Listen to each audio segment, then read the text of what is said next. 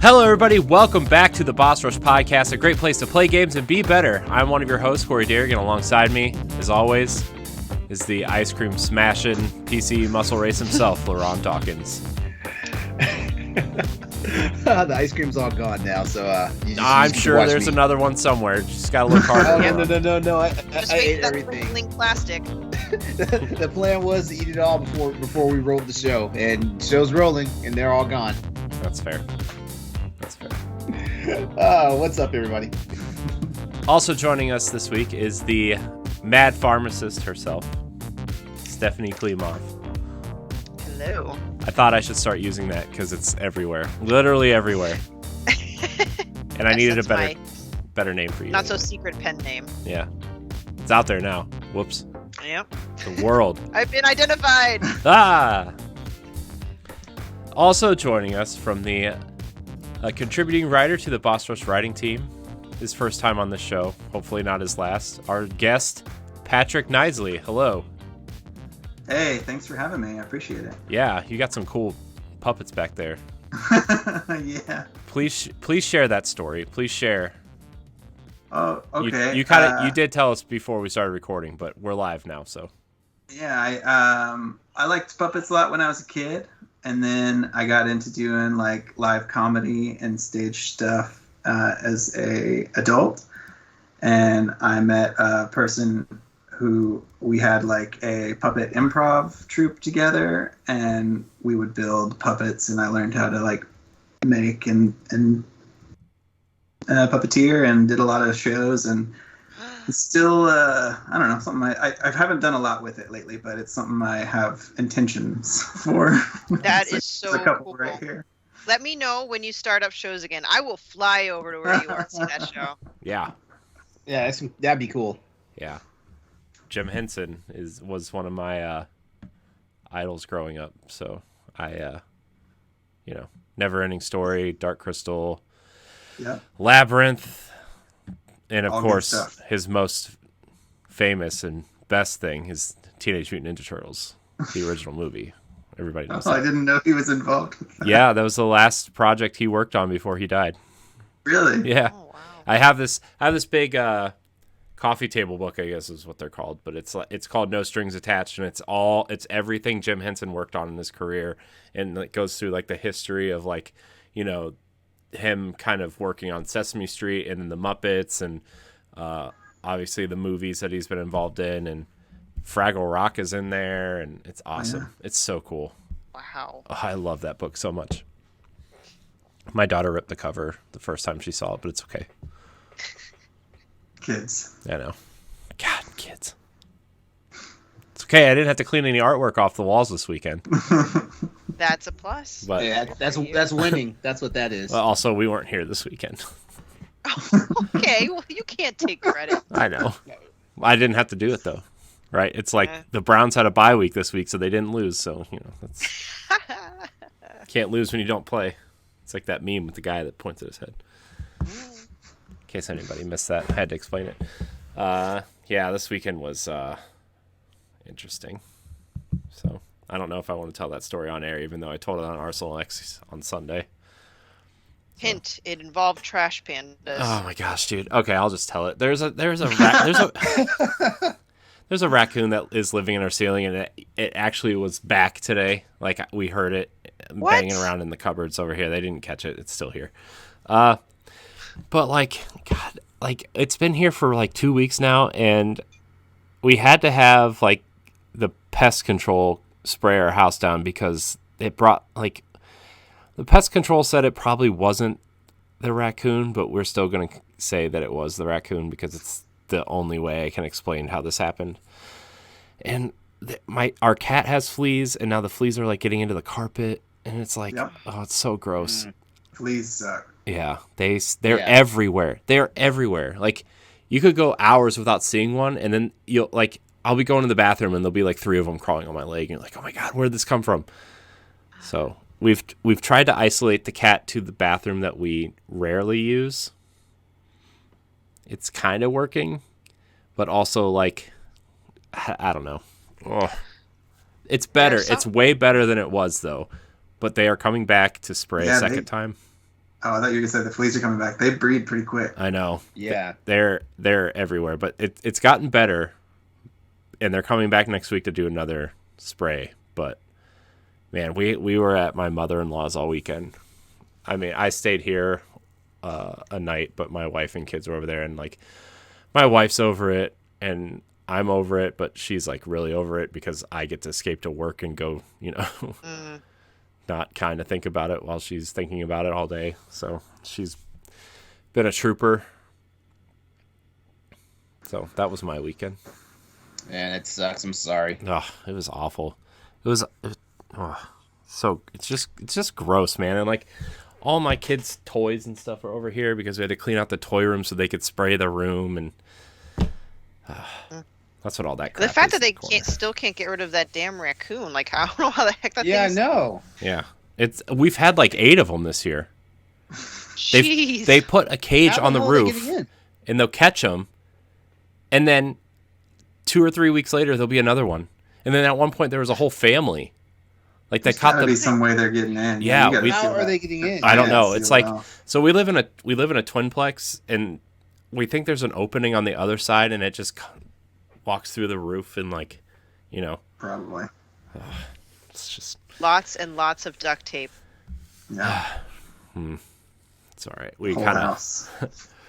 it's like we hate the raccoon, but now we're like, I already didn't like the cat, and like my wife's really over the cat too, because like, it was like something she got when she like, not to like go deep into my wife's personal life, I don't really want to do that, but like she got it because she broke up with someone, and then like I kind of started dating her, and I kind of married into this cat, so like it's just like it's like mine by association only. Yep.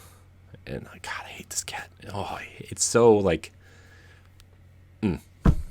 Well, you know what, Corey? It hates you too. I know it does. It does. Yeah. You are not wrong. You're not wrong. So, hope everybody else had a good weekend, though. Not as good as yours. Yeah. So, and all I'm trying to do here is review Halo, okay? And I can't even play it because I was not here all weekend. So, Oh. stupid. Sorry, I'm downloading the update, the day 1 update right now. So, hopefully it's done by the time we are. Because I really want to play it. I'm going to stay up late. I already warned everybody at work tomorrow. I'm like, hey, if I'm tired, I'm sorry. Okay. Corey, speaking of staying up late, you'll be so proud of me. Last night, as soon as I wrapped up Crossroads, I went ahead and edited and cut the show and had it ready for upload to YouTube. and everything. Wow. Look at you. Yeah, like you know me, I'm fucking lazy. Like I will close OBS and that's it. I will tackle with them during the day the next day. But nah, like my ass was up till 1:30 last night because I've learned all these tricks. I've learned all these tricks with the editing software DaVinci Resolve. Yeah. And so now I can do it all in one project. Like create the episode, drop in all the stuff that I need, and then clip the stuff, create new timelines, and make the pod clips and all that stuff. So, yeah, I'm just on a tear. Like I figured it out last Friday, and just since then, just like running with it. Proud of you. Look at you. Thank you. He's growing Thank up you. so fast. Now I just wish I had the artistic talent you have, so I can make like the cool little grids and the layouts and all that stuff. Oh, stop. I mean, no, for real. I don't have that. I can't draw and design to save my life. I can write shit all day long though.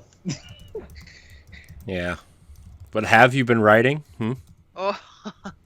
Okay, I can write stories. That's what I meant to say. God, you just had to go there, didn't you? I You did. just had to. I did. I just want to, I've started trying a little bit. So it's your turn, LeRon. Chop, chop. There's a lot of PlayStation stories out there, I'm sure. Like the sexual predator that was their vice president. Oh, as a matter of fact, I'm working on a feature piece for that right now. It's gonna talk about George Cassiopo. That's the guy, by the way. But it's also gonna talk about just all the bullshit that's going on in that that's getting all the attention in the gaming industry, and and basically the only reason why it's getting all this attention is because right now, as always, the video game industry is just really low hanging fruit, for people to talk about, like. Oh, you mean like that kid who shot up his school and they blamed Fallout 4 for it? Did you see that? We're not.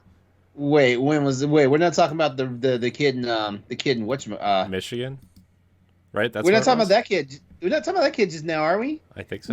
No. That kid did a whole diagram and then said it was for a video game he was designing. Mm. Well, LeRon, speaking of writing, I'm still waiting on that collaboration with the Kingdom Hearts piece. You know what? Let's just do it. Let's just do it. For how long? Like a month? No.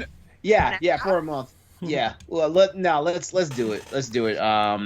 What do you mean, let's do it? My part's already done. Ooh. Oh, your part's already done? Well, I don't know. I shared with you. Oh, anyway. I feel like Patrick's just a kid sitting here listening to his parents argue while he's trying to just. Can I have dinner? Just sit there and be quiet. Mom and your two dads are fighting. Oh, good times. Oh well. Mm-hmm. Yeah, I guess I really am the dad in this relationship, because apparently I'm ignoring everything the wife has said. At least it's in fake life and not in real life like me.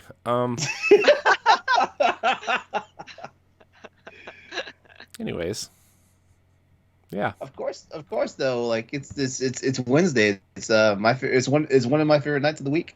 I know. It's one of my 7 favorites. Well, no. I don't have that many favorite nights, but whatever nights the Boss Rush podcast happens, and new Star Trek is, that's usually my favorite night of the week. Yeah, I actually listening to last week's episode. You actually tipped me off. I didn't even realize that Discovery was back on. Oh yeah. Like episode 4 is already 5. Man. 5 is. I think 5 is 5. That sounds way too far. I think it's episode 4 tonight. Yeah. Oh. Too much going on. Too much. I'm 2 episodes behind on Hawkeye. I'm like, me too. I haven't finished Cowboy Bebop. I'm trying to play 4 giant games, I guess, if you count Guardians and Tales and Halo and Destiny. Oh, we need to briefly talk about Guardians whenever we get to what we're playing. Yeah, we do. I kind of just totally. Tales of Arise took over my life for like a week, and then I'm sorry. No, well, I mean that's a good game to take over your life, though. I know it's so good, man. I love the characters. It's giving me the Final Fantasy X vibes. Not that it's the same story, but it's definitely giving me the characters and their relationship is giving me the vibes I felt when I first played Final Fantasy X, and it was like, oh my gosh, I'm like, so good. So good. Thank you, mysterious gift giver. Let's see. Where are we at now? Housekeeping, I guess.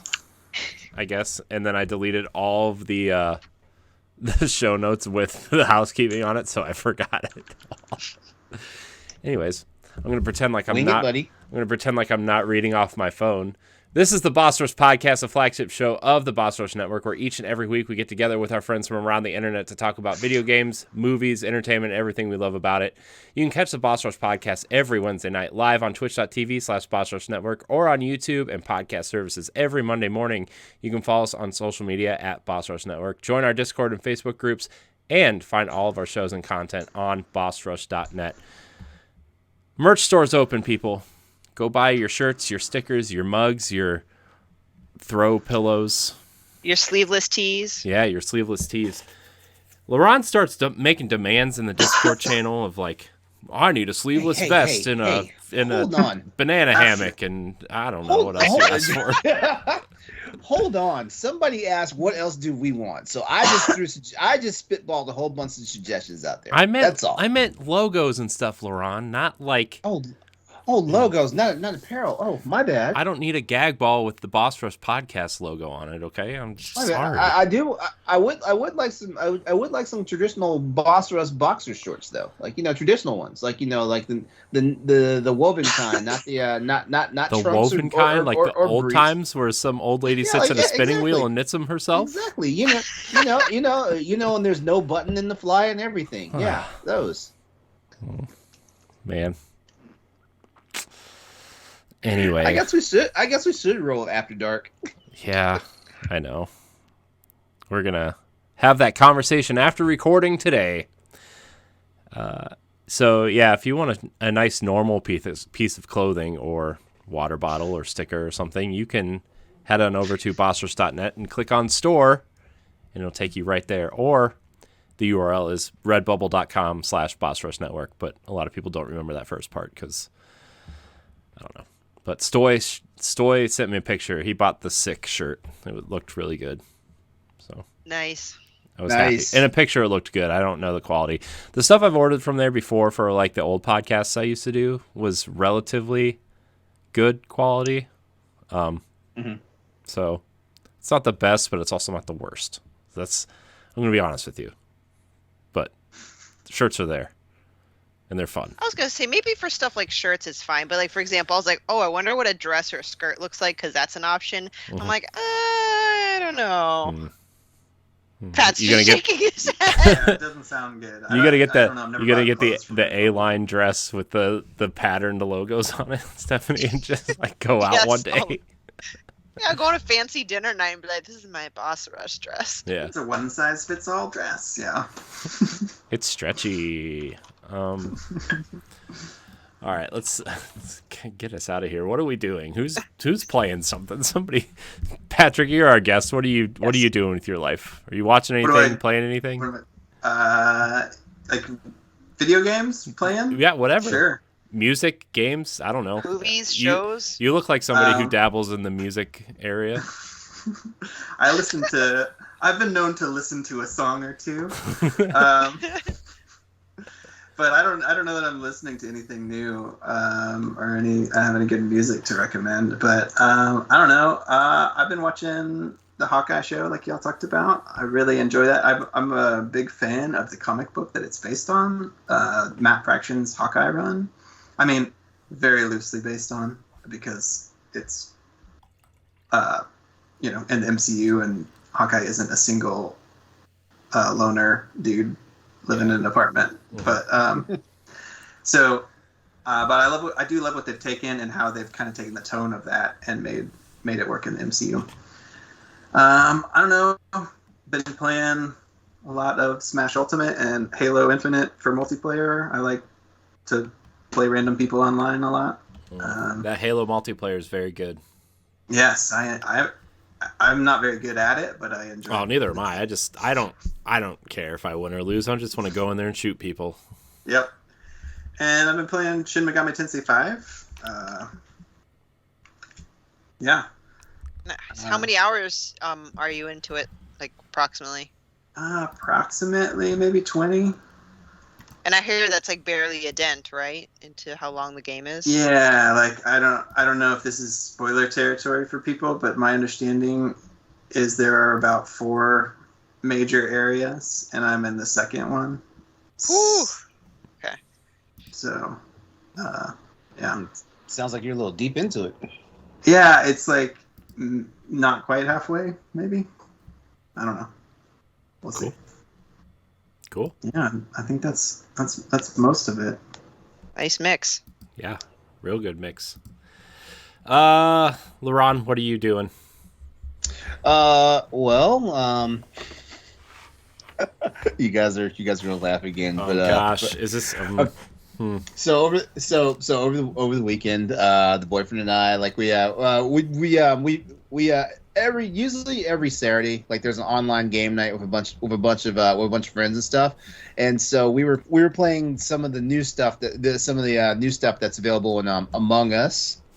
So I mean I'm not sure if you guys have actually played it, but the game's changed somewhat. It's actually I'm just gonna say the experience is elevated. So like if you're a crewmate, like your anxiety level probably goes through the roof now because now the imposters can actually imposter other players in the game. Like they can actually morph into another player in the game, and it just causes all sorts of like craziness. To put it lightly, but also like crewmates now have like their own like roles and stuff like that. Like a crewmate.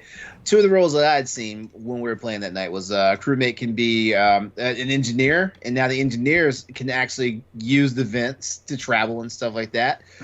So that's actually pretty cool. And then there's the technician or the scientist. I can't remember if it's technician or scientist, but they have the ability to like they can pull up a chart and they can see everybody's vitals, so they can tell when somebody's dead. Oh wow. And so the first time I was the scientist, as soon as I saw that somebody was dead, I immediately like ran to the room and called the emergency meeting. And then I was like, okay, well this person's dead. And then they're like, okay, so what about it? I was like, I don't know. I just want to let somebody know that this person's dead. That does sound like that changes the game quite a bit. But also like that's a good thing because like you said, it makes it evolve, and people, have played it a lot, that sort of thing. So yeah. Last night I was telling Austin about it on Crossroads, and he said something like that's what the game needed because the game is fun and then it gets stale really fast. So like something like that. Like he said, he'd actually want to check it out. Like like sometime later on this week. And then here's the part where you guys are gonna laugh because I got sucked into some more new Super Mario Bros. Deluxe U. It sounded like a struggle to say there, LeRon. He doesn't want to admit he got into a Nintendo game. Well, I mean, it's a struggle to say because like I'm not even sure if I said the name correctly. I'm like, what? Why are these games getting more and more convoluted with their naming schemes? Why? Yeah. It's a mouthful. Basically there's that, but my boyfriend found out that I can be a bit of a completionist because I'm one of those people where like if I miss one star coin and when I beat the stage, I immediately replay the stage. It's the way to do it. I immediately replay the stage. But by the way, I see what you guys were talking about because Corey, you Ed and Galatrad had spoke about this a while back on Power Block. Like they've made the game super easy because now like you can go like Luigi mode and have Luigi play the stage for you and clear it. He won't get all the secrets and everything, but he'll clear the stage for you and stuff like that. You can stop him. Like if there's like a gap you can't get, like you can stop him from. Oh, I didn't know that. Yeah, you can he'll like continue until you tell him to stop, and then I think you actually just play as Luigi for the rest of the map. But yeah, all I gotta say is thank God he doesn't have that stupid ass jump. Oh my gosh, the Luigi jump's the best. You suck. I'd rather play with Toad and his no jumping ass. I mean, Toad's the fastest. You want to play as Toad, so exactly. Yeah. So and beyond that, the season 3, and it's actually the final season of Lost in Space just kicked off on Netflix. So I also missed that. Season 3 kicked off on the 3rd. So of course it's Netflix. So every episode's out there now. So the final season's out there for Lost in Space. The truth is out there, they say. And so I saw the first episode. The other night, and it's good. I'm just gonna say this. I hate the way streaming networks do the shows now. Like you get so few episodes, and then you wait like a whole damn year for the next season to start off. And I'm one of those people where like I will straight up forget what the hell happened last season by the time the show comes on a year later. And I think that's kind of the effect though. They're like when they announce that the new season's coming, like they want people to go back in and like rewatch the show and stuff, because that's how they get their click throughs and all that stuff and things like that. Which I do it, of course, but at the same time, growing up, in the 80s and stuff, like where TV series had like 26 or 28 episode seasons and stuff like that, so it only had like 2 months off before like before the next season began. I'm really spoiled on that, like the events happened fresh in my brain, but I swear to you, like when season 8 of Game of Thrones came along, I had to go all the way back to season 1 and start watching that, because I was like, man, I've forgotten so much stuff, and like I was getting tired every time, because I noticed somewhere around season 6, I noticed that every time something would happen, I was like, wait, what are they referring to? I don't, well, yeah, like they change actors and stuff like that. And like, who's this guy? It's like your show has a problem when people can't make a 10-year commitment to a show that can be over in less than 10 years. Yeah. Yeah. So, but the crazy thing about Lost in Space, man, like first season, right? Like Will Robinson, the kid, he was a kid, and now in this season, like, man, he's damn near a grown man because of the filming time. Like you've literally seen the kid grow up, and it's funny because between each season they have to time lapse it, because they know like Will Robinson is getting older, so they have to. So it's like, yeah, like I think it said in this, like it's been a year since the events of the finale for season 2, and it's like, wow, that's crazy, but it works because, like I said, like he's damn near a grown ass man, so it works. So yeah, that's everything. I'm gonna play catch up on Hawkeye real soon, and of course, like I'm waiting for Discovery to come on tonight. Even though I'm not staying up to watch it, but I'll watch it first thing in the morning when I wake up. Huh. Cool. I understood everything you said about Lost in Space. See, I'm a nerd. I'm a nerd. I used to watch the old black and white show, and then the movie came out in the '90s. And you mean when it was like new episodes of the black and white show were coming out? You were still watching it? Shut the hell up! I was supposed to be reruns. Shut the hell up! Oh look, now he's double fisting his Yetis again. No, I only got the one Yeti. The other Yeti's in the dishwasher. Well, guess what? We have a drawer at work full of Yetis, and they're all free because they're all swag from old events. Oh, wow. Nice. I don't have one, though. Like, are they the Yeti mugs or the Yeti tumblers? What are they? It's whatever you want. It's the tall ones, they're the short ones. They're like these weird ones. I don't know what I'm doing with my hands right now. The amorphous Yeti cup. Oh, Stephanie. All right, Stephanie, your turn. Yeah, it's your turn. TV show wise, I mean, I'm just playing catch up. Hulu had a Black Friday sale where you could sign up for a year for 99 cents a month. Yep. So I hopped back on that, and I started watching Only Murders in the Building. Yes. Yeah. And I don't watch a lot of trashy shows, but I was really hoping to kind of just sink my teeth in a 90 Day Fiance, but I don't think I have the right tier subscription, and I'm not paying extra for that. Oh, my wife watches that show religiously. It's I don't know, it's funny. Anyway, and every once in a while I'll catch up on Big Mouth on Netflix, but I really haven't been watching a lot of TV. With games, did I say it last week or this week? I rolled credits on Metroid. Maybe I said that last week. But you did, but you can repeat yourself. Last week, but yeah. But I'm very proud of that, though. Just say it again. I rolled credits on Metroid Dread. Nice. Great job, Stephanie. Proud of you. So on the Switch, I'm playing Firewatch. And then on Xbox, I didn't start it yet, but I downloaded Hades on Game Pass. I'm going to start Hades on my Xbox, and I'm still playing Alien Fireteam Elite with David Lasby, which, by the way, once it comes to Game Pass, I expect more people to play with us. When is it coming? I feel like she's looking at my picture on the Skype screen. Because I did mention it in the. If she's looking at you, I'm pretty sure Lasby is waiting for it to come out. So I can feel Lasby is like, when people get really anxious, like they start bouncing their knee up and down really fast, and he's like tapping the table or like tapping his pen or like drinking his coffee real fast. Like, can feel I can feel Lasby's energy doing that. He's like, come on. It's only the 8th. It comes out on the 14th. Come on. It's all right. He's got me kind of into that energy too. I've actually gone through all the missions with him and leveled up 2 of my loadouts. So it's actually a lot of fun. And then lastly, I am still forging away on my PS4 with Guardians of the Galaxy.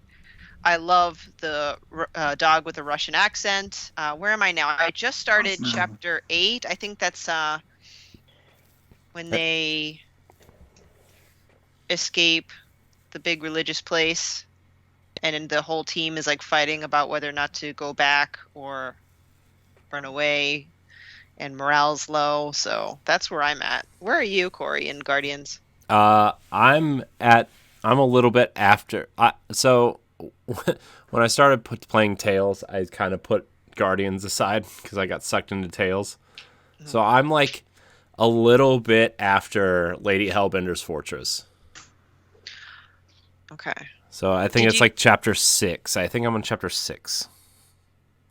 So did you have that portion of the game where you actually almost have like a Star Fox moment where you're trying to shoot down enemies on your ship?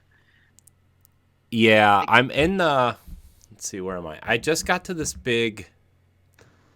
It's like an abandoned space station, and you're kind of walking around it, and like you find all these suits, or these robots. I can't remember. I think they're robot suits. Maybe they're just space suits or whatever. And you're kind of walking through, and you're kind of looking around trying to see why the station is abandoned.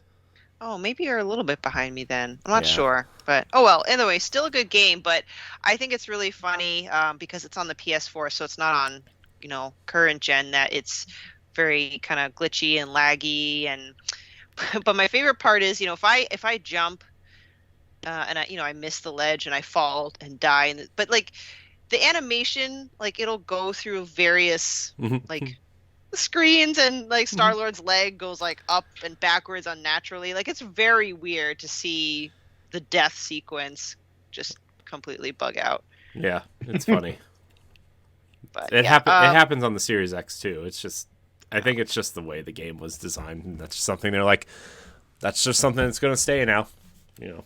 His legs going through his torso, but it's fine. Yep, pretty much. So that's what I'm doing. This is the time of year where there's not a lot of huge games that come out, at least for me. And this is where I really want to hit my backlog, because I bought just an insane amount of games this year, just in general, and I need to start playing them. So nice. How about you? I played some Fortnite this weekend because I told my nephew I'd play with him, so I figured I should probably learn how to play again. And they did like their big reveal of Chapter 3 this weekend, and The Rock and Spider-Man and Marcus Phoenix from Gears of War are all in it now. So that's a crew. Kate from Gears is also in it, which I am so happy I am not a Fortnite player, because I would be so poor with all the skins that they put in.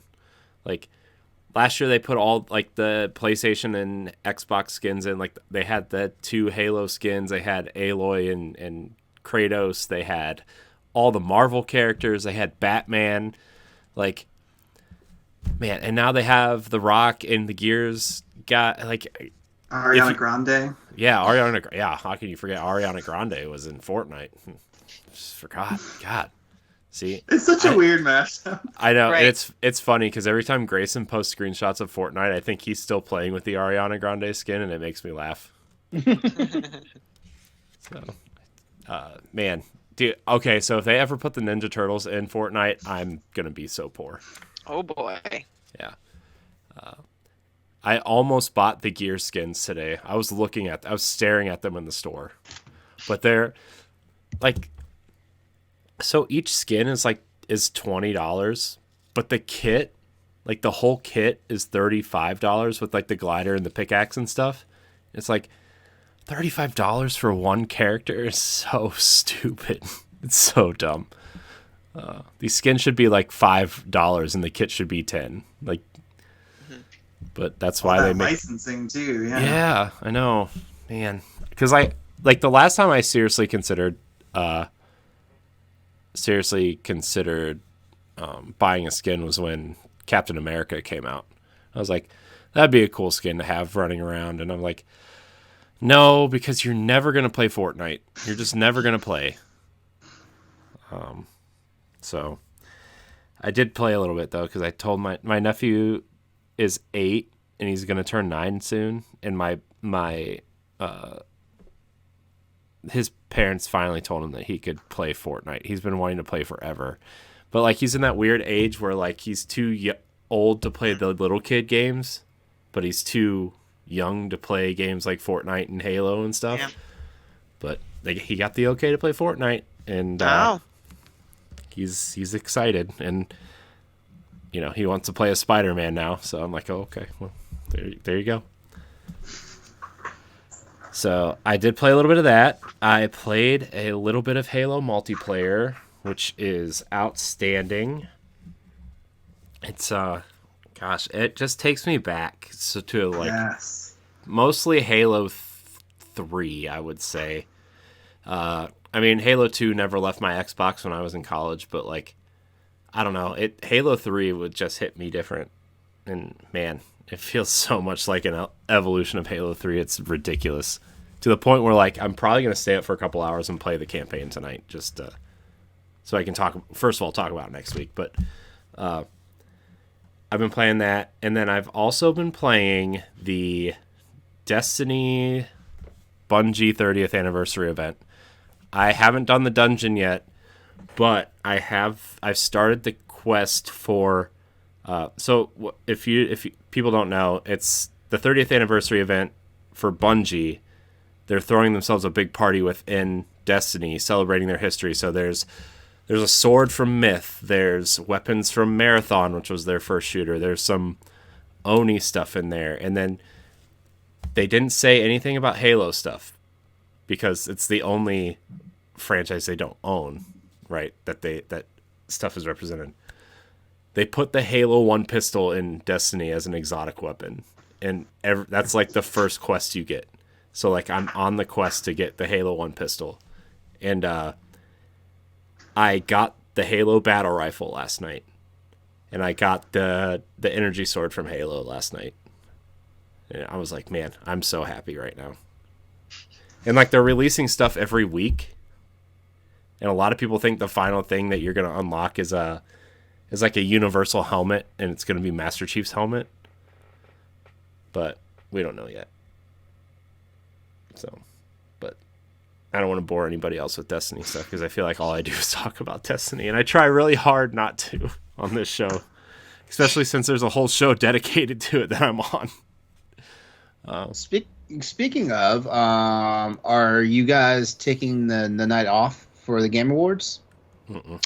No? That's 5 Pacific, 8 Eastern, right? I think. Yes. It's at 8. I thought it was at 9. Is it at 8? At night? Yeah. Eastern? Oh. Yeah. I have actually I have a date tomorrow, but he is into video games, so like, all right, well, clearly we're just gonna stream the Game Awards, and I might write a couple articles while we're streaming it. That's awesome. He's either gonna be really into that or be like, this fucking weirdo. Yeah, it's a good litmus test. Yep. It's going to be one or the other. It's not going to be like an in-between thing. I will report on that next week. No, but I'm definitely tuning into that. My wife would have definitely been on the you're fucking weirdo. She still says that sometimes, but yeah. But before COVID, we had like some of my friends had a Game Awards watch party, and like my wife and I were at something else. My parents were watching our kid, and so we just both went over there. And then she was like, "This is weird. I'm gonna go home." And I'm like, "Cool." Yeah. I also played a little bit of Tales of Arise, but nothing new to report. I haven't beaten the First Lord yet because just didn't get there. Getting there. There's too many games to play. Like Stephanie said, there's nothing for her to play. This is like Corey game explosion time right now. It's like, stop. Just stop. Stop. I need time, and I need less children. But I'm gonna play. I'm playing a lot of. Well, I already have like scheduled time to play Destiny and Halo this weekend though. So because I want to get those reviews out, mostly the Halo one. But just because the Destiny event is like 4 weeks long and they're adding stuff, so I'll probably write like a wrap up type review for that. We'll see. All right. Well, I guess we can get into our topics now. Patrick, you're our esteemed guest. What is your topic? Yeah. Okay. So. Oh wait, hold on. Before you go, I just want to let everybody know, based on some feedback and some research on the show, we are going to kind of shorten the show. We know like 2.5 hours is a long time to listen to a show. I like those types of shows, but I know that I'm in the minority, so we're going to kind of compact the show. We're going to really only have 2 topics a night instead of 4, unless the show's like really only like an hour, and then we'll move into maybe a third one. But just let everybody know we are listening to your feedback. We aren't going to change the show. We're just going to cut a topic or 2 out to make it shorter and more enjoyable, because we listen to you, fans and friends and whoever else listens. Yeah. So, anyways, sorry, Patrick. You can go ahead now. No problem. So I wanted to talk about story in video games. And forgive me this like philosophical intro before I open it up. Because video games, have sort of an arcadey history, and even in modern video games, gameplay comes first. If a game isn't fun to play, it doesn't matter how good a story it has. If you take issue with any of this, then go ahead and say so. But I believe that as games have evolved, story has gotten more involved in major video games, and we're still not at a point where I think that is like reached its full potential. Like, video games are still a pretty new medium.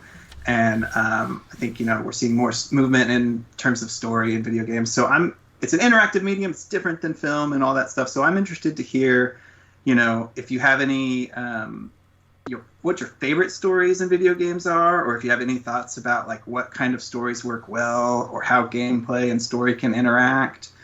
I don't know. It's sort of a big topic. And I, again, if you disagree with anything I said, I'd love to hear that too. But that's sort of what I wanted to talk about.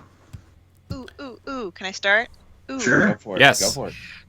Well, just real quick though, it's funny that you mentioned between story and gameplay, because when I did the Would You Rather, I don't know, like a couple weeks back, one of it is, would you rather have a game that has horrible gameplay but some of the best story, narrative, whatever, or would you have like nearly flawless gameplay but zilch story? But anyway, the first thing I can think of, and I have a few, so I'll just start with one and then I'll pass it to someone else. When you talk about intertwining story with gameplay, I think of What Remains of Edith Finch.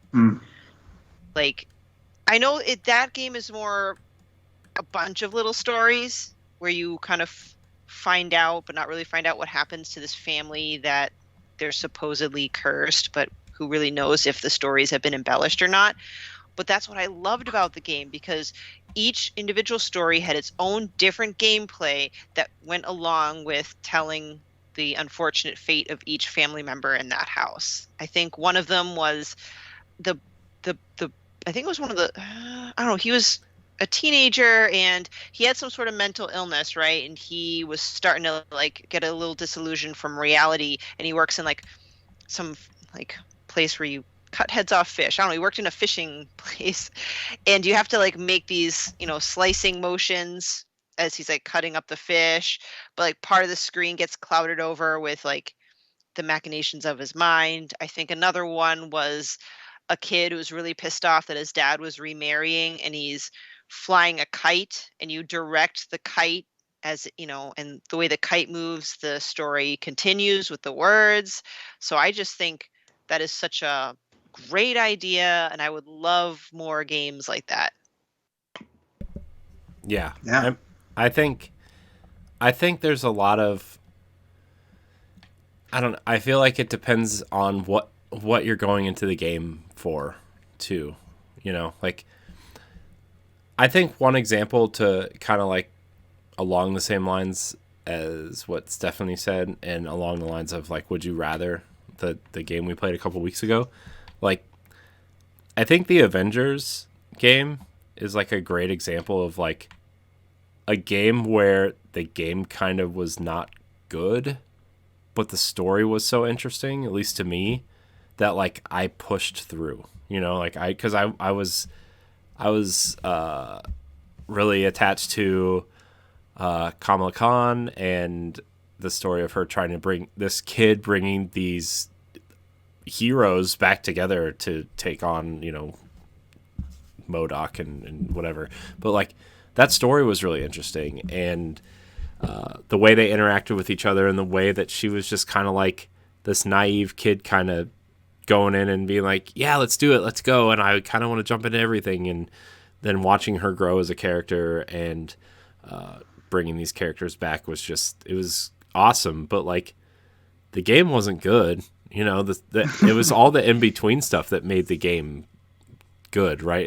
It's I wish the Avengers was what Guardians ended up being, like I wish you only play as this character and you go through their story, To that real briefly, just to interject, like that's one of the problems with video games, right? Is the non-linear nature and all the choices and that kind of thing. Mm-hmm. If it's a more tight linear experience, then the story can proceed more traditionally. Yeah, and I think there's a lot of games that are actually made better because of their story. Like their gameplay is good or serviceable or whatever. And I think like Uncharted, I think, is a good example of like, oh, this the gameplay is serviceable, but the characters are awesome. And like, I want to see their interactions and Drake's quips and but then there's other games where like the story is like totally secondary and the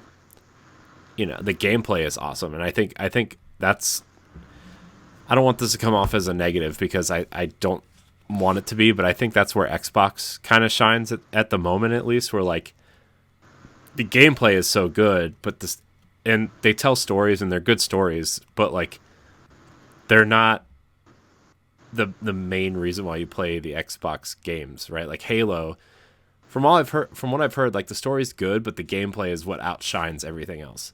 Or Gears of War for a long time, like that story, it was good, it was fine, like it was dumb and it was fine, and like there were some serious moments, and like Gears 5, the story is actually like really good, I think, but like the gameplay is what makes Gears. It's not like the story. Like you think of what PlayStation puts out, you think of The Last of Us, you don't think of the gameplay, you think of the story. You think of God of War, you think of the story, you don't really think of the gameplay. I mean, you think of the axe and you calling it back, but that's not like, okay, that's a cool mechanic, but it's not like the gameplay is what makes God of War like it used to, like I just think you look at these things differently, and it's like, oh man, story is kind of what pulled me through this one. I know I listed off a bunch of AAA games, but that's because I don't play many indies. Like I try. Shovel Knight for the win, by the way. I think indies are where stories shine, and so it's interesting to hear, AAA games that actually do okay with story. Yeah. As a matter of fact, I agree on that. Indies seem to like be where it's at when you want the story experience, and also, I feel like indies do it the best in this day and age. Like they have a very good marriage of story and gameplay. Mm-hmm. Of course, there are some that are just more like senseless gameplay and nonsensical story, which is no problem. But I'm also one of those people where story is compelling, and I will trudge through the worst game if the story is all right. Because sometimes how you can play a game, it feels like And it feels like with the level of difficulty in the game, you're just being patronized. It's way too easy. But all you gotta do is just click through another 5 minutes of gameplay, and you're about to get your socks knocked off with like one of the best like story clips ever and stuff like that. Like, I'm one of those people where story does drive how I play games and stuff like that. And it's funny because thinking back to some of the older generations of games and stuff like that. Stephanie, you've heard me say it. Like back in the day, like playing NES games, like NES games are so bare bones and stuff. You had to use your imagination to like fill in the gaps of the stories and stuff like that. And then we eventually got to a point where developers started taking story a little more seriously, even though it's still more about the gameplay and stuff like that. And we had like this evolution as things progressed to the Nintendo 64, the PS1 era, PS2, and the Xbox era, and look where we're at now. Yeah. I sing praises all day long for games with really good story. Like Stephanie, you just beat Metroid Dread, and even though this is the first Metroid game for you, they told the story well enough that you were entertained and you got what you needed off of it, right? Oh, absolutely. And I do like Metroidvania type games. I mean, this is a Metroid game, but I'll admit, like, I really did struggle. For example, just shooting a room that looked completely solid and ended up finding out that some of it were shootable blocks. But the reason why I didn't give up on this game is because I really wanted to find out, like, what the heck Ravenbeak was all about, and that whole twisty thing at the end. Like, and I know some people would actually kind of have this other perspective and say that the story really wasn't enough or that much, but I don't know, like, it doesn't have to be this big, humongous like plot point. It could just focus in on just like discovering this small secret on a planet and Samus figuring her way out of there. I don't know, it just grasped me. That's all it takes. I feel like a lot of the criticism around Metroid Dread's plot comes from people who are not too familiar with Metroid, or they haven't played like the main series. Because when I wrote up my review for Metroid Dread, I said that this is a continuation of the main series of Metroid. Because say what you want, like Metroid Prime is a side story. Like it fills in gaps for a history that's outside the main storyline. And so a lot of people like Metroid Dread was their first Metroid game, like possibly ever, and so like I feel like a lot of the criticism goes from the fact that people haven't known the 35-year history of Metroid starting from the NES game. So that's kind of where it got lost in translation for them and stuff like that, because like guys like me, like I was like, spoiler alert, like after everything we saw was Samus in Metroid Fusion. It was like okay, like we come full circle with who Samus is as a character, what she's gone through, in her lifetime, and basically even though we did not see a Metroid we didn't see a Metroid at all this game, like where does Metroid fit into the whole equation and stuff like that, and we got a serious payoff at the end of the game. Yeah, and I am one of those people where Metroid Dread was my first Metroid Dread, so even though, but I also came in with the knowledge, like, there might be some story bits that I might not fully appreciate.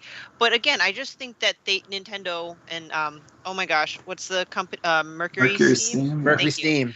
I still think they pulled it off so well that I actually saw it as a good thing, and it makes me want to go back and play that series so I can get that full experience, because if I love that little bit, I want to experience the whole shebang. Yeah, very nice. Yeah, I'll give you my suggestions on what games you should play. You should play in the Metroid series. All right, I'll hit you up after the show and I'll get my list. Yeah. You know what else I like, and I don't know if maybe people will be split on this, would be the Detroit Become Human game. Oh hell, that was such an experience! Oh my god. Yep, 3 different perspectives. Yeah. Sorry, what? What I love about like the games that David Cage has produced and stuff like that is you basically write the story. I mean, technically the story elements are all there and everything, but I love those games where it's like choose your own adventure type games. And Detroit Become Human, Heavy Rain, Indigo Prophecy, Beyond Two Souls was actually the most linear game that he made, but just you basically controlled the narrative and the story. You made the big decisions and stuff. And even though like it was already laid out, because that's just the way games are programmed and stuff like that. Every game has to have a start, it has to have a beginning, and it has to have a conclusion and stuff like that. That's just the way it is and stuff like that. But Detroit, you basically characterize how the story went, and the fact that there was 3 characters that you controlled throughout the entire game and stuff like that, made it even better. And the cool thing about it is like, and I had to tell people, because people who hadn't played like the previous games before Detroit Become Human, I had to tell them, I was like, hey, like, look, you mess around and let one of these characters die, the game keeps going. There's no game over, no do over, unless you hit the reset button and load the save file. And you better hope like the auto save didn't write over what happened right when you died. Yeah. But I kind of like that, because it's I don't know, I just feel like it's more realistic instead of just forcing all 3 characters to make it to the end. Well, if that's a choice. And speaking of which, so this is 3 different perspectives, and I think that they intertwine the characters towards the end in a nice way, and I really got invested in all 3 of them. I mean, personally, Connor was my favorite, and I only save scummed once because I wanted the best relationship with Hank. Like, I was so invested. I want them to be besties, and then I did something to piss Hank off, and I think he shot me, and I'm like, no, Hank, no. Thanks for admitting you save scum, because I had to save scum. I saved scum once, but it was during Kara's it was during Kara's scenario. It was right at the end. I can't remember the girl's name, but she died. Died, and I was like, oh no, yeah. I was like, no, I cannot deal with this. I've been with this girl the entire game. I cannot deal with this. So I immediately rolled back to save and ran it again. Wow. Well, that's when like the narrative of a game is good, is when you're that invested that you want to go back and try the other choice, because Mm-hmm. But Stephanie, I am Team Connor though. Like, Connor was my boy. Yeah. Yeah. Yeah, it was funny because, in my opinion, I feel like Connor was the most childlike of all the characters in the game, because even he was the quintessential android. Like, he was following the laws of robotics and all that stuff, but at the same time, you saw he was starting to become aware and question like his own worth and his own abilities and stuff like that. So it was good. Where I enjoyed it. As a matter of fact, I will play it again, because I snagged it on Steam for $12 the other week. Ooh, nice. Wow. Yeah, like that's the lowest the game has been since it's been released on PC. Look at you snagging stuff on Steam for your PlayStation podcast. Pat, are there any story beats that you tend to gravitate towards, or just as long as it's good quality? No, I just think it's an interesting topic. I mean, I'm very interested in it for lots of reasons, but I just think there's a lot of indie games that do story well, like we talked about. But for an example that I might share would be something like Celeste, something that really marries its gameplay with the theme and the story it's trying to tell, of this difficult challenge for Madeline to get up this mountain, and then the gameplay is difficult, and being chased by her own demon. And I think that game does a really good job of like telling an interesting, compelling, simple story, but complex in terms of mental illness and that kind of stuff. But and really making the gameplay reinforce the story, and the story reinforce the gameplay, and that sort of thing. I think it's really cool when games. That's what I kind of mean by, like, I think we haven't really seen the full like ability of games to really, merge these two things, but we're like starting to see signs of it. Now that you mentioned Celeste, you know what I'm thinking of? And again, it's not like a huge plot point, but again, that's not, it's more quality over quantity, right? Is Gree, another indie game where it really focuses on, issue like aspects of grief and mental health, and it tells a story like with different colors and the mechanics. Just, it's so much symbolism. It just like blew my mind. I love that. I'm pretty sure I cried at the end or came close to it. I did. Like when the black just swallows the screen and then it's kind of just over. Mm-hmm. That might be a topic for After Dark, by the way. Just like how games handle like mental illness or depression or things that people are going through, because I have a lot to say on that subject. So anyways, yeah, I agree. What a game. That's a special game, I will say, for sure. I couldn't put that game down. I think I beat it in 2 days. So, are there any games that do it well both ways, like story and gameplay? Like, ooh, I got one. I mean, like the first one that came to mind was like Mass Effect, but I mean, I can go back even further. I'm sure you can, LeRon. Chrono Trigger. Ah. I've never played Chrono Trigger. Final Fantasy Tactics. That's a great game. PSP version though. Oh yeah. Got to get those Final Fantasy 12 characters in there. Yeah, I feel like Luso was so out of place in that game. I know. Wait. There was no characters from 12 in that game, were there? In the PSP version, the War of the Lions version had Luso was from Final Fantasy Advance. No, but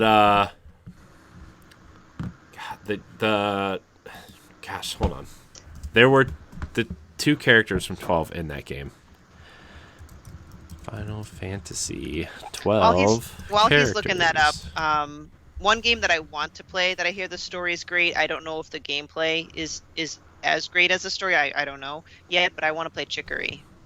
Oh yeah, I haven't played it yet either. But on this list I wrote up for some notes for this is Wander Song, which is made by the same person. Greg Labanov is the main person behind both those games, and Wander Song is a great story and has really unique gameplay and really unique ways that the gameplay and the story interact. And also it's kind of just a criticism of stories in games. It's really great. Like you play as a bard who's your mechanic is to sing, and he's like at the very beginning he's like, oh, you're going to be the hero, and then it turns out, oh no, you're not the hero. And so also plays with the idea of playing as the hero. Really great game. Highly recommend it. And I've heard really good things about Chicory as well. All right. I'll check it out. Yeah. Balthier from Final Fantasy 12 is in War of the Lions. That's right. I forgot about him. There's also Luso Clemens from Final Fantasy Tactics A2. Advance, yep. Cloud from 7 is also in it. Cloud, he was in the original. So, anyways. Yeah. There's he was in the original. Like, and all his limit breaks were there, too. Cool. Final Fantasy VII is a mediocre Final Fantasy game, in my opinion. You're welcome. I'm just kidding. I just say that to make a lot of people mad. I don't really know if it's good or not. I played like 3 hours of it, and I also played 9, 10, and 8 all in a row, and I decided to go into 7, and it was just like, I think I was just RPG fatigued. So. Well, the graphics for the original do not hold up. Yeah, that's fair. I've heard that the story in the original Japanese was more complicated, and they cut and changed parts for the American version. Because when I played through Final Fantasy VII, I was like, none of this makes sense, and I don't understand what is going on at all. I mean, I was also like 18 or whatever, but like us Americans are stupid. I was like 18 or 19 when I played Final Fantasy VII, and I remember the story feeling very convoluted too. Like, like the only thing I knew for sure, I was like, oh, Cloud's not a real person. That's the only thing I knew for sure. Yeah. Wait, he's not a real person? Okay, he's more real and tangible than Tidus was from Final Fantasy X. Well, that's part of the story in 10. God, spoilers. Yeah. How old is this game now? Shoot, 10 is what, like 20 years old now? Yes, it is. I mean, at this point, this is like at this point, like, if you didn't know that Darth Vader was Luke Skywalker's father, like, I'm sorry. Wait, what? Oh. Spoilers. Rosebud is the sled. I agree. Good topic. Great topic. Yeah, that was a great topic. Thanks, Pat. Love it. Sorry, I left for like a couple minutes. My daughter was like, she woke up crying, but like she was in that I'm kind of asleep but kind of awake kind of middle space. I like to call it the murmur phase, whereas they're emotional but they're still asleep. Yeah. So that's yeah. So all right. Well, LeRon, you said you had a topic ready to go tonight, so we can do that. Yes, I did. Now I have a very strange habit here. Basically, I'm one of those people where like if I have a favorite TV show or movie, I would just wear it out. Like Corey already knows this. Like I'm currently on another rewatch of Marvel's Agents of S.H.I.E.L.D. Yep. I saw your tweet today to try to manifest the Agents of S.H.I.E.L.D. What was the other thing? Crossover? Quake and Captain America? Yes. Yeah. Well, it's because Kevin Feige said that Charlie Cox is going to play Daredevil again. Well, yeah, and and so Agents of S.H.I.E.L.D. was trending. Like I just happened to be on Twitter and I saw like Agents of S.H.I.E.L.D. was trending, and I was like, this is it. This is it because This is why I'm on this. This is why I'm on this kick that they're about to canonize like at least most of Agents of S.H.I.E.L.D. Well, it's going to be a multiverse thing, probably, right? I'm assuming. Yeah, probably. Which let's do it. Let's do it. But Chloe Bennett, who played Skye / Daisy Johnson / Quake in Agents of S.H.I.E.L.D. for the entire run of the show, she was picked up to play one of the Powerpuff Girls in the live action remake that CW is making right now, and they'd already filmed like 2 episodes of the show, and she dropped out of the project.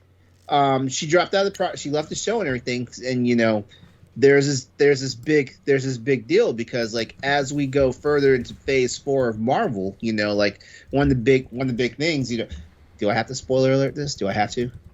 No.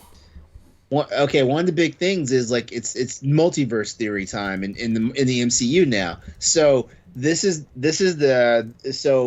basically everybody's getting up and I'm kind of swept up in it too. Like, like she dropped out of a surefire gig. So unless you read the script and was like, okay, this crap ain't gonna last 8 episodes, something happened to make her change her commitment. And I'm sitting here thinking because for months she'd been saying, like, oh, if Marvel calls me back, like I will do it, and stuff like that. She'd been saying this on social media for a while, and then next thing you know, she says it one more time, and all of a sudden she disappears. Well, to be fair, Marvel money is probably a lot more money than CW money. For real. Yeah. So I saw Agents of S.H.I.E.L.D. trending, so I was like, this is it. This is what I've been waiting for. And I saw it, I was like, man, everybody's just putting their wish list together. And I was like, you know what? I'll throw my wish list out there too. That was it. So anyway, so my question is like, okay, so like I've been shows that I've already seen, and are in love with and stuff like that. So do you guys do that? And give me some of your best shows that you re-binge. Because I'm always binging Star Trek. I'm always doing that. At one point, I was binging like Supernatural, but Supernatural got crazy and it's got like 15 seasons. I gotta really like put effort in like to rewatch that show. Yeah.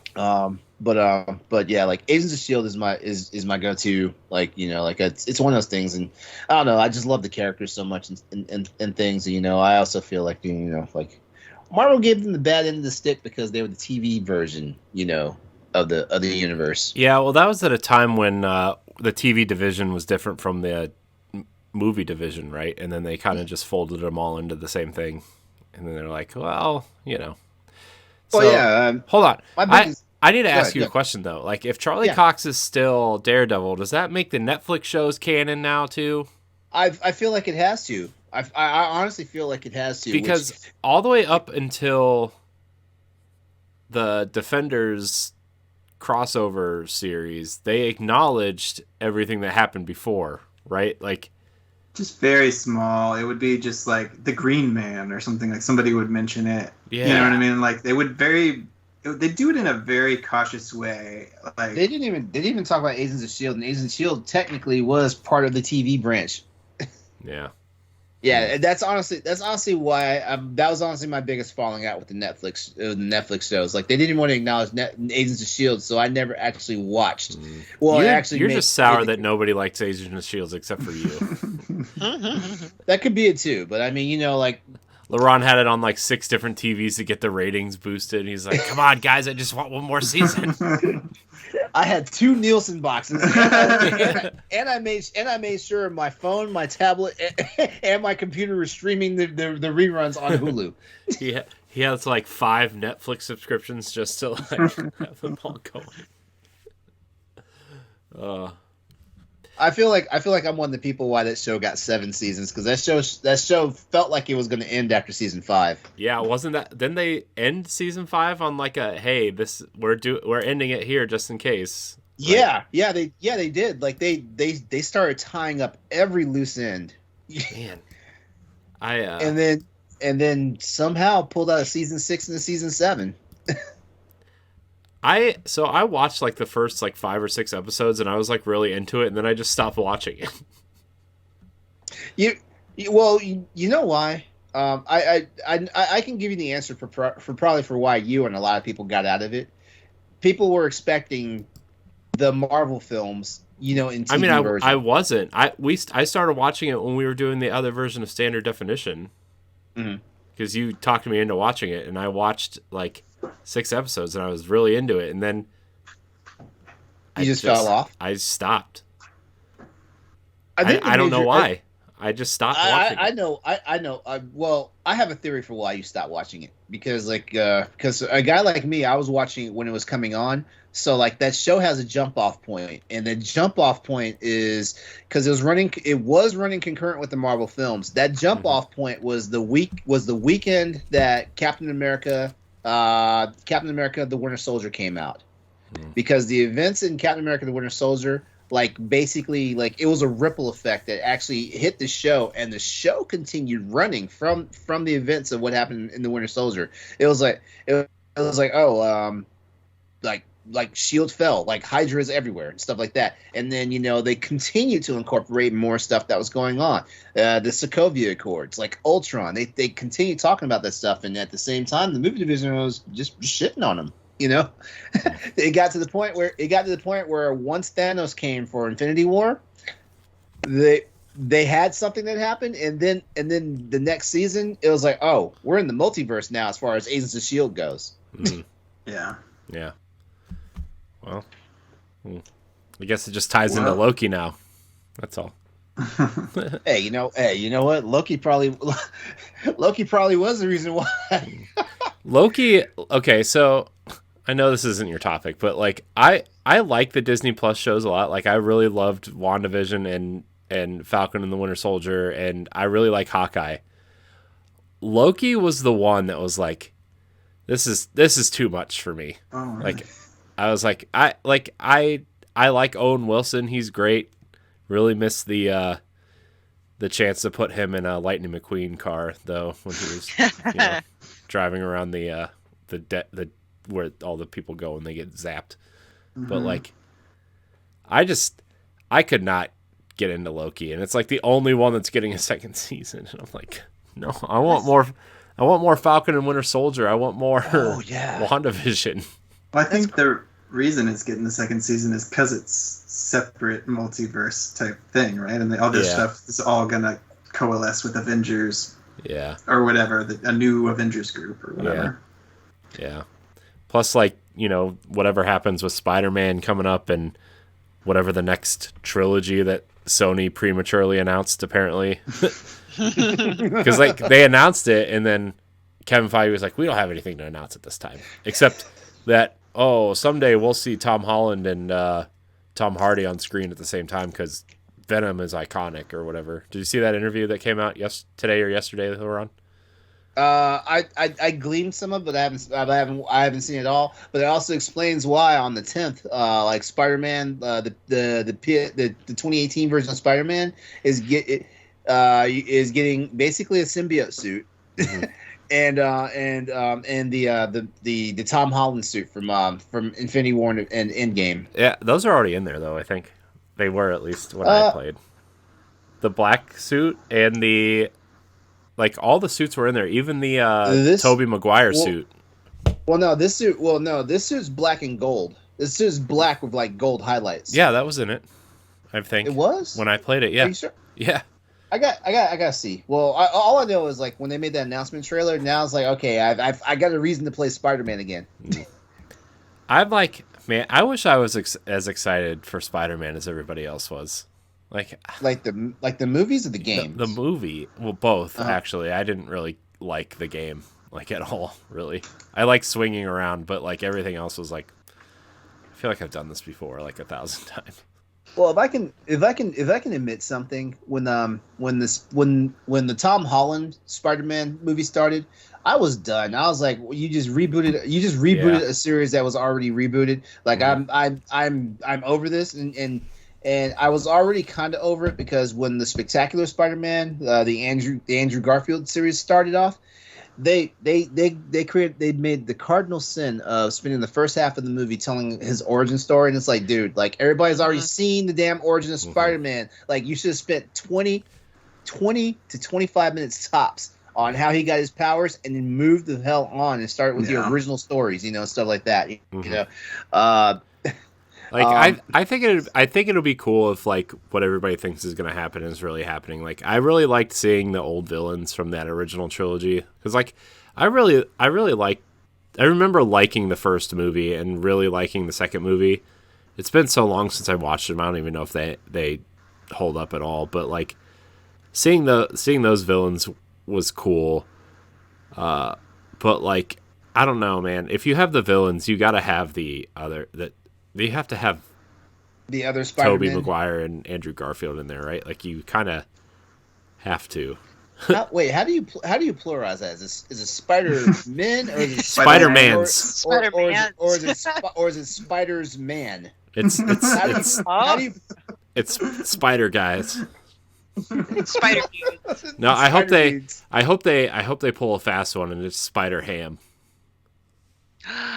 Yes, please. I think they're gonna tease Miles Morales in this movie, and I think the next trilogy is gonna be, not like a Spider-Verse movie, but it's gonna be like, I bet somewhere along the lines, like, Zendaya becomes like the MCU's version of Spider-Gwen or something. And like Miles Morales and Tom Holland will all be swinging around like Spider Kids, I guess. I don't know what you call them. Spider people, because there's a girl there now, so you can't just say Spider-Man. You gotta be inclusive. I love the tangent this has gone on. So let's do this. Let's talk about. Let's just go on our wish list for what we want to see going forward with the MCU. Just give two things that you want to see going forward. The X-Men. You already heard. Okay, that's a good one. X-Men, yeah. Don't get me wrong. I love the Avengers. Right? They're good. They're cool. I like it, but I want the X-Men. I grew up on the X-Men.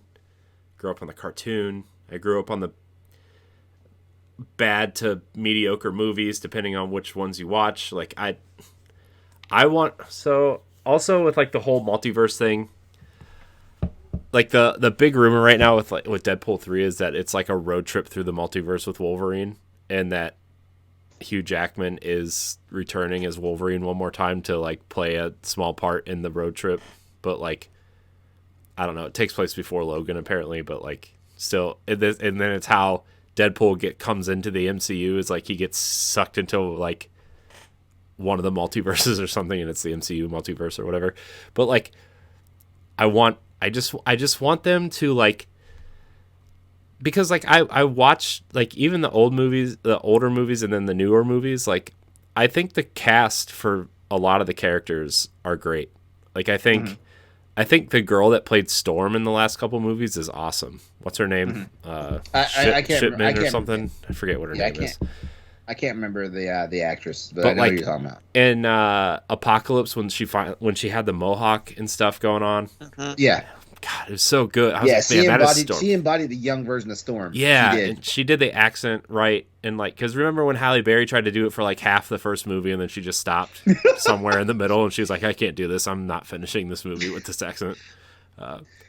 Like that's cool, and like Michael Fassbender as Magneto was awesome, and I gotta say I mean, like, not saying anything bad about Sir Ian McKellen and stuff like that, but Fassbender's Magneto was awesome. In my opinion, like one of like the best depiction of Magneto I could have ever dreamt for. I know. Agreed. And like, I know that somewhere in one of the comic runs, they're like kind of changing Magneto's powers to where he ages slower to keep the Holocaust thing as his, because like after so long, you can't have Magneto as a villain. It doesn't work. He's too old. It's always his too. his powers of magnetism does actually control his aging to a certain extent. I know, but they're like increasing that to make sure that he stays younger longer. I think, and that's why like I don't know. There was a recent, I can't remember, like maybe 3 or 4 years ago, like they did this run with Wolverine and Magneto, and they were like, that's why they're so attached, is because like Magneto is the only one that can really take on Wolverine, right? Because Wolverine's made of metal, obviously, and like I don't know, and like the age thing had a really big part to play in it. I don't know, it was really cool, but I want to see the X-Men. I want to see a good X-Men story. Like, I want to see who they cast to play these characters. It's really interesting because we've had the same people play these characters for 20-something years now. You know, whatever movie you're watching. You know, don't get me wrong. James McAvoy was a cool version of Professor X, but like Patrick Stewart, man, is Professor X, man. Like McAvoy plays a good a good 70s era like Charles Xavier. Yeah, he does. Yeah. But Stewart is like he is like, I know, Professor X. He is. I know. And like I know Hugh Jackman is way too big to play Wolverine, but like I can't think of Wolverine without Hugh Jackman now. But like who are you gonna get to play Wolverine now? You know? I know there was like a rumor going around that the black guy from Bridgerton, the show on Netflix, might play him. I forget what his name. John might play who? Wolverine. It's a rumor. It's one of the rumors floating around. I can't even see that. I don't know, man. I'm just throwing it out there. And a lot of people wanted Tom Hardy to play Wolverine, but he's already Venom. And it's like everybody you pick to play one version of these characters, like they've already appeared in the MCU somewhere. It's like, hey, you're running out of people. I can't see Tom Hardy playing Wolverine either, even if he was never like Venom. Then you don't want to hear the other rumor. Then what's the other rumor? Shia LaBeouf was rumored to play Wolverine at some point. Huh. Okay, was that your wish list? No, it's not my wish list.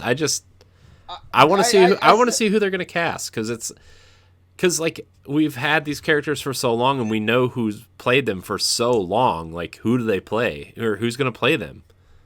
You know, it's like in 20 years when they finally recast Robert Downey Jr. as Iron Man. It's like who's gonna do that? You know, like, I don't know, some person that's probably not even born yet. You know what I mean? I don't know. So I want to see the X-Men, and then I want to see, I want to see if Kang the Conqueror is really the next big bad, or if he's like the Loki of this current stage of the MCU. You know, like what if Galactus is the next big bad or something? Yeah, I feel like Kang is a stepping stone. I think Kang is the Loki of this phase.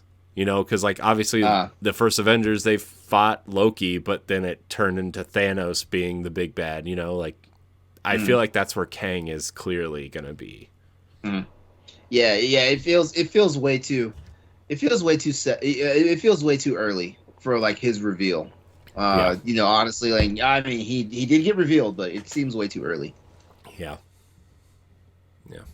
What do you guys want to see? I feel like I've just been rambling for so long. What's your Whistlet?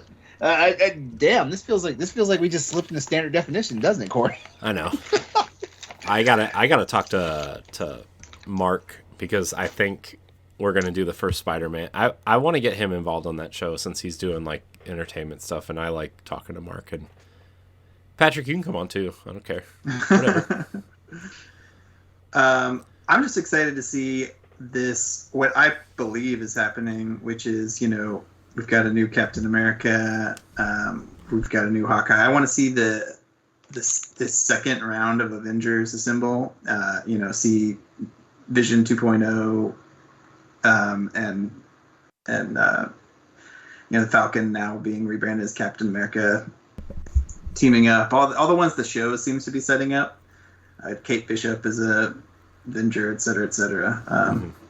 I'm excited for how they bring all those characters together to face whatever this first threat is. That I think they're setting it up well, and I'm just interested to see the payoff of that. Yeah. Can we talk about how good that suit was in Falcon and the Winter Soldier, by the way, when they finally revealed it? The Captain America Falcon suit. So good. So good. What, LeRon? What's wrong with it? No. That was me. Are you fantasizing about Anthony Mackie in a Captain America suit now? Is that what those groans were for? I don't know. I can't tell these days, okay? I'm sorry. By the way, I just love the fact that, you know, when they introduced him as Falcon, like they made the Falcon costume make fucking sense. I know. I know. I was like, so around the time when he was introduced in Winter Soldier, right? So like around that time was when Disney was still doing the Disney Infinity stuff and the Marvel stuff was getting ready to come out, and they showed the Falcon toy for the first time, and it was like the bright red and white suit. I was like, how are they going to make that in the MCU? And then I started like researching Falcon. I'm like, okay, well, he's clearly someone that can fly. And they're like, I'm seeing him with like real wings and like this little pet bird that like, you know, does stuff for him. I'm like, this doesn't make any sense if they're going to introduce this in Captain America. Like, what are you doing? And then like when he gets the suit for the first, or like the pack for the first time, and puts the goggles on, and then the wings come out, I'm like, okay, that's cool. That's really cool. That's what I used to like about the MCU, is like everything kind of felt more grounded, you know? Yeah, it's definitely. Yeah, it wasn't super. Yeah, it's off the rails now. Yeah, and like now, like I like this stuff. Like I still think like Scarlet Witch is one of the best characters they've written, especially since Civil War, I would say. But like all the cosmic stuff and the magic stuff is like, I don't want to say it's turning me off, but it like makes me less interested almost. You know, I mean, like I don't really care for the Guardians movies, right? Because I think at the time I was expecting one thing, and they were so different from what was happening in the rest of the MCU that it was like, oh, this wasn't what I was expecting, you know? I enjoyed the first film. I really did not like the second one. Yeah, the second one's pretty bad. I don't care. I don't know. Maybe it was also the time when like Chris Pratt was literally in everything at the time, and like every movie you turned on, he was there. And then like, he was in everything. Yeah, like it was. He's in everything. No, it was Guardians, and then my wife and I were binging Parks and Rec at the time, and then he was in Jurassic World, which was also a really bad movie, and like he was starting to pop up in like that one space Jennifer Lawrence movie that he did, where they were like the only two. Whatever. Mm-hmm. Well, let's see. If I'm not mistaken, let me see. We had Parks and Rec was the first time I'd heard of him. Then he was in Zero Dark 30. Then it was that was Jurassic World before it was Guardians of the Galaxy. Yeah. Jurassic World, then Guardians of the Galaxy happened, and then all of a sudden he was every goddamn where, and stuff like that. I mean, don't get me wrong. I'm not one of those people who like hates Chris Pratt. I don't mind Chris Pratt. It's just like he was literally in everything, and like so from. Let's see. I'm looking at his IMDb right now. It was where's Guardians of the Galaxy? Guardians of the Galaxy, Jurassic World, The Magnificent Seven. Guardians was before Jurassic. Okay. The Magnificent Seven, both the Lego movies, Passengers, Guardians of the Galaxy 2, like Zero Dark 30, that was before everything else, but like he was just in like everything with it. In 3 years, he did 9 projects, and it was just like, let's look at this way. Dude lost weight, and all of a sudden, everybody wanted him in Hollywood. That's what that was. I mean, yeah, it's fair. I mean, shoot, I guess I need to lose weight. Dude, I definitely need to lose weight. This job, by the way, there's food on every single table all the time, and I just walk by and grab like a candy bar or like a Starburst I feel like you're living the dream, dude. Dude, free candy at work is dangerous for that reason. Like you're a little bit stressed, and it's really easy to just like. And I'm a person that stress eats anyway. Like if there's food around and I'm stressed, I will be eating as much of it as possible. So yeah, But yeah, by the way, my job is awesome. And I'm not just saying that because I think people from work listen to the show. I'm saying that like genuinely. I'm just like, oh my gosh, this is the best. Patrick, give us 2 things on your MCU wish list going forward. I really don't have a lot. That was it. You know, I'm trying to like rack my brain for what characters aren't already in it. Like I don't know, Moon Knight or something. Like he is. Is he? Or is he TV side? Yeah, but it's still like Disney Plus MCU. Like is that announced but hasn't come out yet? Yeah, it's what's his name? See, there you go. I can't even think of a character that's not already around. God, what's his? Oscar Isaac is playing Moon Knight. They've done a lot of my favorite storylines already too. Like Blade. Blade's gonna be cool if they do it right. By the way. Yeah, the fact they picked Mahershala Ali to play Blade is insane. Yeah, couldn't have picked anybody better for that role. I don't think at this point. Because I'm like, man, he can pull it off because like if you saw him how he was in Alita Battle Angel, like man, like this is the guy. Yeah, he's Stephanie, you got any MCU? Cat. Who's playing Cat? Man, I feel like I'm the cat lady. That's her flirking. By the way, not MCU related, but Zoe Kravitz is Catwoman in the new Batman movie. Oh yeah. Mm-hmm. I might go see that a couple times. I love Zoe Kravitz. I don't blame you. That is a beautiful family, by the way. Have we ever talked about how beautiful that entire family is? By the way, we need to. Dude, not tonight though. Lenny Kravitz is like 58 years old, and he's like rocking a 12-pack, and like he looks like he's still in his low 30s. I know. I'm like, God, I look older than fucking God. Anyways, sorry. Continue. I got distracted by the Kravitz family. Understandable distraction. I honestly, I feel like I can relate a lot to Pat. Like I think I've I can't picture anyone that I'd want to see that hasn't already been introduced, and I've fallen behind, admittedly, on the TV side of things. So there might be things I'm completely unaware of. So my only wish list type thing is very small and very humble. That I hope they tie up neatly I don't know if it's like an unspoken trilogies of movies that need to be completed, which would be Thor. I think it's going to take a very funny, lighthearted end, given how Infinity War and Endgame portrayed Thor, which could either be really great or kind of a bummer. The third Guardians, I also really hope they don't screw up. And then also the next Black Panther, right? Because they're still doing another one. Yep. So my wish list because Iron Man, Captain America, that's kind of done.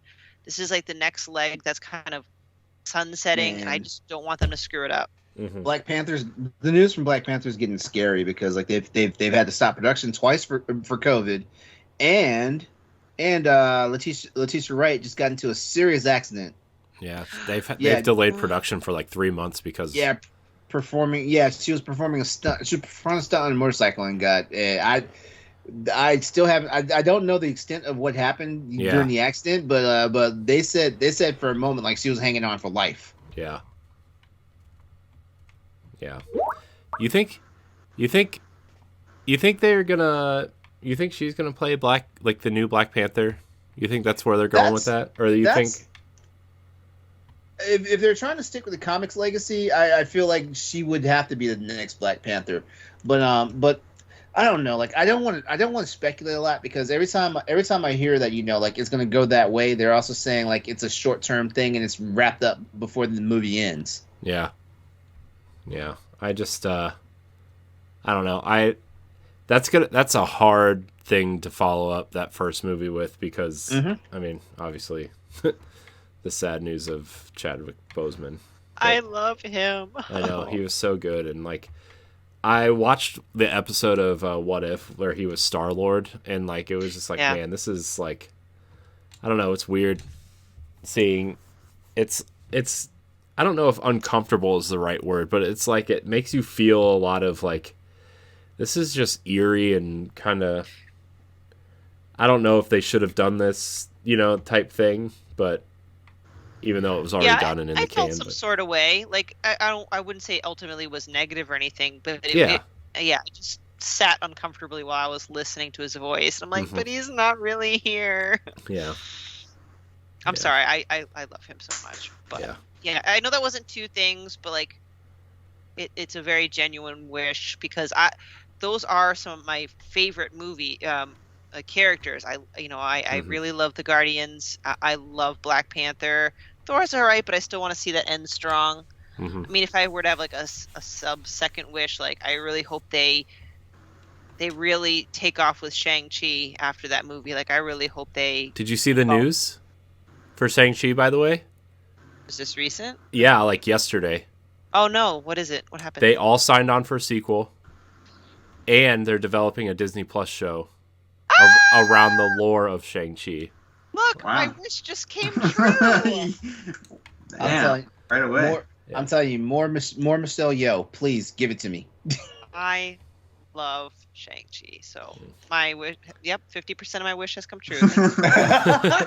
I really liked that movie. It was a nice change of pace for the MCU. I feel like it felt kind of MCU-ish, but then it was just like a nice change of like.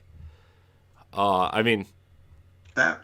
I know they kind of went into like some Chinese lore and stuff that I'm not like super familiar with and like kind of tied it into Marvel stuff, but like it was kind of nice not watching 4 white dudes beat up aliens. You know what I mean? Yeah. That first fight scene in that movie too is like the best choreographed fight scene in any Marvel movie. Like, in my opinion. Yeah. Chef's kiss. Oh yeah. Yeah. I loved like the last big battle with like the dragons and stuff. I thought that was really cool over the top. Yeah. Like I was kind of afraid because like I was like, oh man, this is just gonna be another CG like awful, whatever. I mean, not that they're awful, but like there's a very clear formula, right, that they follow, and like I'm like, oh man, this is just gonna be okay. This is gonna end in like a CG dragon fight, which is gonna cost like 80% of the movie's budget. But like I thought it was done really well. I thought I thought it was all done pretty well. So Shang-Chi, that was a nice surprise. Awkwafina too, by the way. The bus scene where she's like driving the bus and kind of like screaming the whole time while they're fighting. Great scene. Yeah. Great scene. Good topic, LeRon. Listen to this. Hey, it was more like a converted topic. Everyone knows like I'm a hopeless romantic now from Agents of S.H.I.E.L.D. Because I'm glad it was. I'm on the 8th binge of the show now. I'm glad it was like that though, because I barely watch TV shows as it is, let alone like Oh. Like binge shows. The only shows that I binge or rewatch would be like old sitcoms, like Everybody Loves Raymond or something. Like I'll just throw it on in the background while I'm editing a video or something. Yeah, for me it's The Office. I can't tell you the number of times that I've watched and rewatched and rewatched and rewatched that damn show. Yeah. Well, actually, that's where a lot of my binges happen. Cause sometimes when I'm just doing like I'm an IT guy, so like something like TV whenever I'm doing my work and stuff like that, or when I'm doing just like the random projects and stuff for Boss Rush and stuff like that, something's on, so like it's real easy for me to put on something that's familiar. So all I have to, I just passively listen to it and stuff like that. So it's usually Star Trek or one of my favorite shows and stuff like that, because I don't need to devote that much attention. I've already seen it and stuff like that. So, but something about when I put Agents of S.H.I.E.L.D. on that I eventually just wind up, okay, like I'm watching this until I get through all, like, I want to say it was like 100 and how many episodes of that show? I don't remember off the top of my head. I can find out real fast. Too many. Just kidding. 136 episodes. Ooh. Wow. That's tame. That's tame. Like a season of the old school Star Trek. I mean, like an entire run of the old school Star Trek is like 100, almost 200 episodes. That's fair. Yeah. Since we all gave a quick answer on that actual question, I actually don't really rewatch stuff at all. I don't really replay video games. There's just so much content, and I'm kind of like a check off the list person. Like, watched it, I need a comfort thing though. Maybe you're making me feel like maybe I'm missing out on something. It's funny that you said the comfort thing, because I was just realizing, as everybody was saying, like they don't rewatch stuff. I read recently that it's like a tick that people with ADD and ADHD suffer from. Like it's something about the familiarity that it's their comfort and stuff like that. And like I didn't want to believe it, because like my roommates have been saying it for a while, that you just don't like to watch new shows because you don't like either the unexpected or whatever it is and stuff like that. And that could be it, because like when I get hooked onto a new show, I'm all in. Yeah. Yeah, and there's also the other equation. This is kind of what I hate about like what we deal with Netflix and stuff like that now. Like like shows come on Netflix or HBO Max or whatever you want, right? They're on for a few seasons and they get abruptly canceled, or they just end suddenly. I'm one of those people, when I find out that a show that I want to watch has been canceled or ended, I usually won't finish it. I feel like it's a waste of my time. It's easier. It's honestly easier for me to like. This is why I like the Disney Plus, equation. And HBO Max, for example. HBO Max. I think HBO Max now does it to where like each episode is week by week. Versus I think they drop like the first 3 episodes of a series, and then they'll do week to week. Amazon does the same thing, I think, now. Yeah, like it's easier for me, because if you want me to pay attention to a show, like have me keep coming back to it. Don't make it like something to where like it's so accessible, so easily consumable for me, and then I find out, like you just canceled the show like while I'm in the middle of like the second season. Like, guess what? I'm done watching your show now. Yeah. But then you also run into the problem where, like, they think they're going to get canceled, so they wrap the show up, and then they get renewed, and then they're, like, the next 2 seasons are, like, bad seasons because you're like... Oh, you know what? Well, we ended the show, so now we have to come up with new ideas. Here's something I've always told myself: if I ever make it to where like I actually wind up, a Hollywood screenwriter and stuff, wind up in the writer's room and stuff, or showrunner, one thing I'm never going to do is end my seasons on cliffhangers. What I will do instead, okay, like let's say like a traditional TV show goes like a traditional TV show is 20 plus episodes. Let's say we have a 22 episode season because it's on ABC, NBC, or whatever. If I'm writing the season for 22 episodes, what I will do is, as we get close to episode 20, I will start tying up that storyline for that season, And then what I will do, instead of making some crazy ass cliffhanger, you know, at the end of for the season finale, like the storyline will tie off for the season, and you might have a cliffhanger that's dubious to the fact that, you know, it's like, okay, I got to come back and see what's going on, but it's not like, you know, like the fate of the entire universe is at stake, you know, when we drop off, because like if the show gets canceled.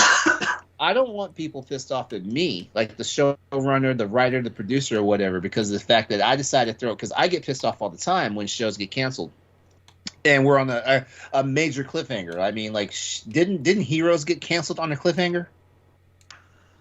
Yeah. You know, stuff like that. It kind of like, it was like a weird cliffhanger where like it totally wrapped the show, but also left threads open to lead into a 5th season, which like. By the way, Heroes, that first season was really good.